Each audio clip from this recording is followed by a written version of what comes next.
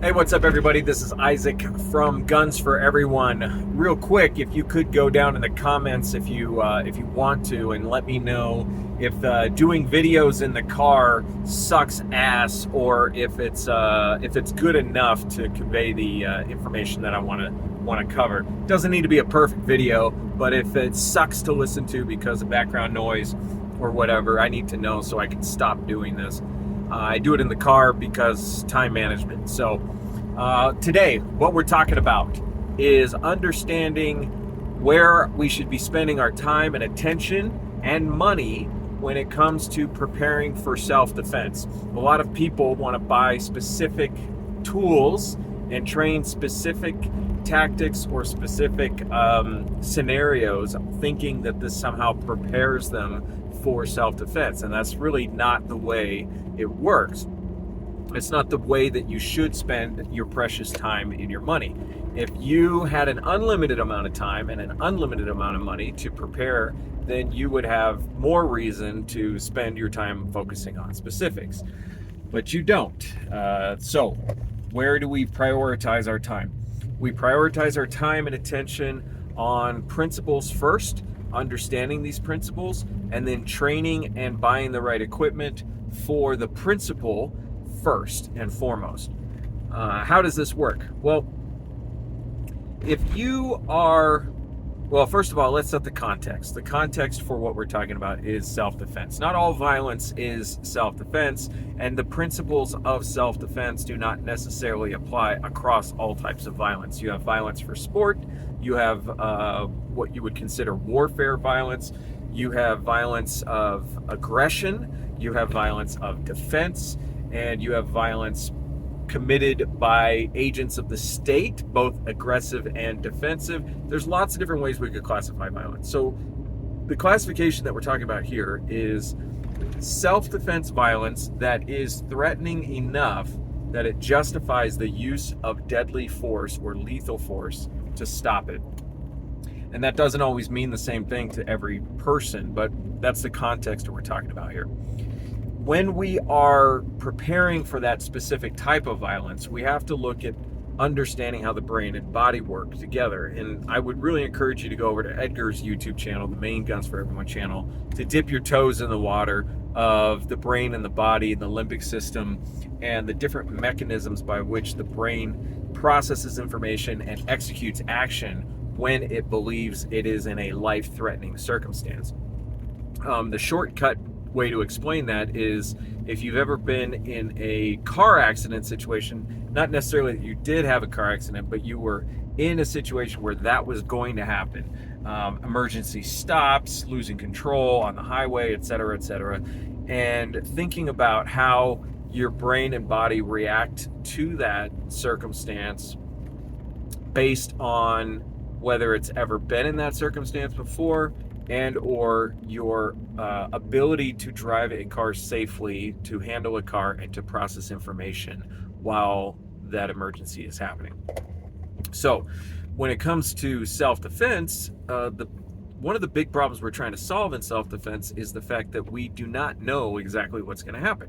If we did know exactly what was going to happen, then we could train to specifics. But self-defense encounters are not only surprising, but they are chaotic from moment to moment. Even if we set it up to say, well, this is the way it's going to start, that doesn't mean it's going to go the same way each and every time. So we could take something like a home defense scenario and say, well, they'll probably come through one of the doors in the house.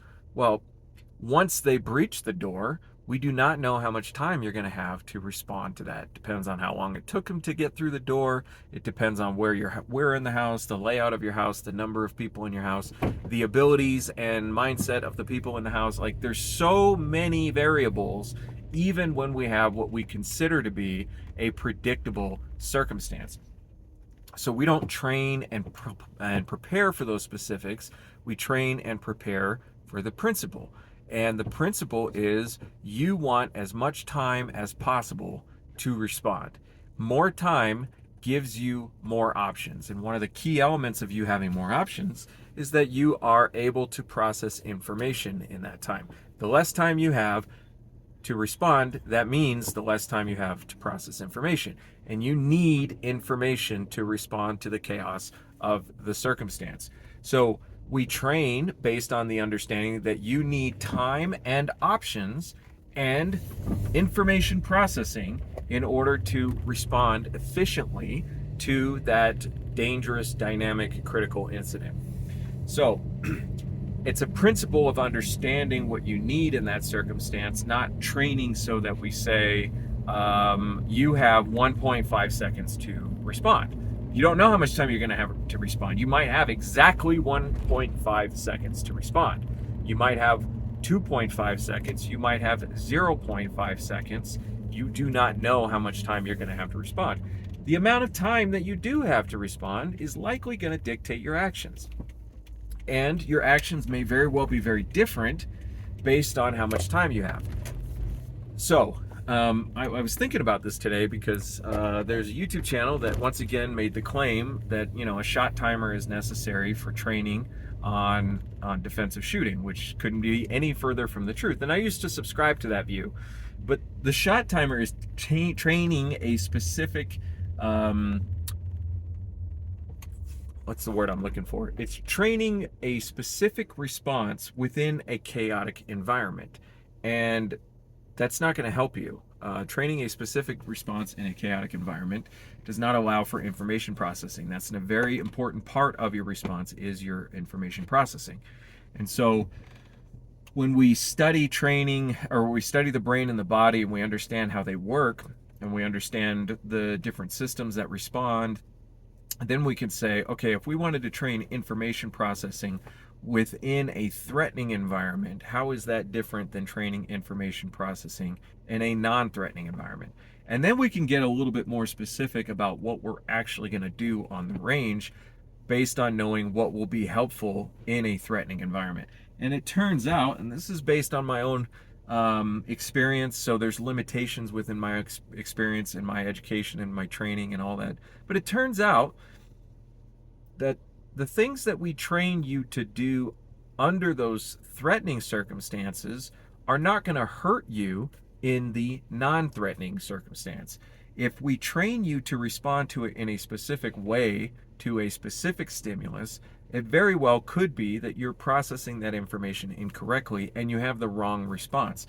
But if we train you to respond in that threatening environment, and then the environment in which you have to defend yourself turns out to not trigger that limbic system response, and your brain is able to stay in that more prefrontal cortex response, you didn't do yourself any disservice. You didn't hurt yourself with the training that you did. But if you train for that prefrontal cortex response and then you end up in the limbic system response, you very well may be training yourself to do things that are not going to help you. They're in fact going to hurt you in that self-defense encounter.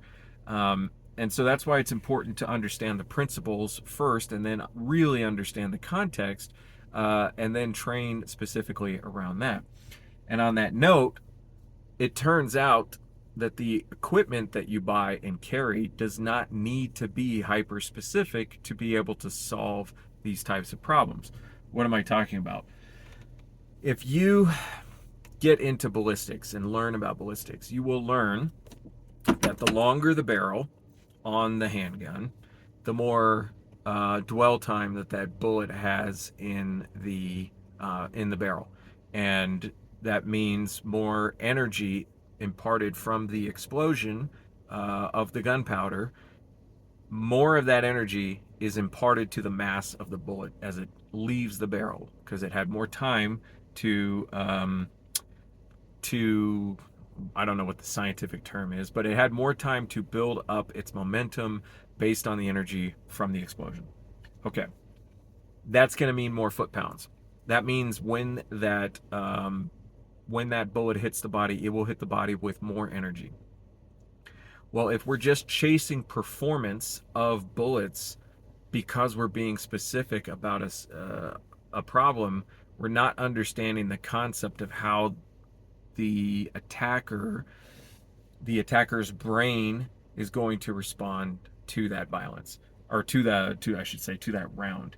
And we're not also really spending any time talking about how to train the shooter to put that round where it's supposed to be. We're just focused on the foot-pounds of energy, and that foot-pounds of energy is negligible inside the bad guy. Could it make a difference? Yes. Is it going to make the same amount of difference as the placement of that bullet in the body? Absolutely not. And so if you get caught up in specifics, and I see this a lot with people on YouTube, and they get very caught up in the specifics of like, well, what about in this scenario? What about in that scenario? And how am I going to solve these hypothetical scenarios, usually by spending more money on shit you don't need? Then you start focusing on the wrong things and trying to solve hypothetical specifics instead of getting really much more well versed in the principles and the concepts first. It doesn't mean that we don't focus on solving any specific problem at all, but the approach to that problem is approaching first from a fundamental understanding of principles and concepts. So if I have windows in my house and I want to fortify those windows, I'm doing it because I want more time. My budget will constrain how I fortify a window. So I know I need to fortify the window. I don't need to worry first and foremost about the absolute best way to stop a hammer attack on a window. I just need to understand that more time is better, and how do I get more time? If you are going to fortify a window, there are cheap ways to do it and there are expensive ways to do it. And a lot of people will get caught up in this idea of like, what's the best way to fortify the window? Well, the best way to fortify the window is to fortify the window. So if you get some cheap Amazon film and you put it on the window and then you hit it with a hammer, you will notice it takes longer to break through that window than if you didn't put it on there. So start with that understanding of how do we create more time, and then do that within your budget and your constraints. And that's how we approach and solve these problems. So I'd like to hear your comments, your feedback on this. Fundamentally, like the real important thing I want you to take away from this video is timers are bullshit. They will be bullshit. They are bullshit. They always have been bullshit in the context of self-defense training. And that's what spurred this whole video today, was having a conversation with somebody online about timers and how useless they are. So I'd like to hear in your comments what you think is right and wrong about what I said. Let's talk it out.